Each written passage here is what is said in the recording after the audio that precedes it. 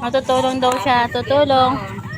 Buhol mo na anak. Dali, para kasali ka sa pananghalian. Ganun o. Yan. Ayan na po. Magaling na si kulit ko. Diba? Tingnan mo yung mata niya. Hindi na matamlay. Papasok na yan bukas. Papasok ka na sa school ah. Dami mo nang na-miss na klase ni ma'am. Dami na tinuturo ni ma'am. Kailangan mo nang pumasok bukas. Kulit. Uy, ang galing ah. Ang galing-galing naman ng kulit ko ah. Pakulit na naman. Para nagpahinga lang tayo sa ospital na ka. Ano, nagpalamig lang tayo dun ah. Nagpa-aircon lang. Nagpa-aircon. Lakas ang aircon nga dun eh. Pwede ba dalawang bantay ron? Oo, pwede. Private naman yun eh.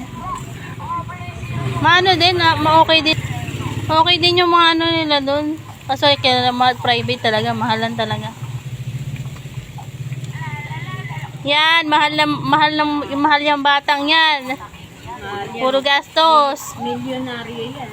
Kaya mahal yan pagka nagkakasakit. Kung ano yan, hindi kam ang pangalan yan. Oo nga eh. Mahal ang bayarin nito. Grabe. Nakaraos-raos naman. Importante wala siyang sakit. Pag nagkakasakit yan, ako ay naano nung ama. Siyempre sa atin ang sisi, diba? Kakasakit.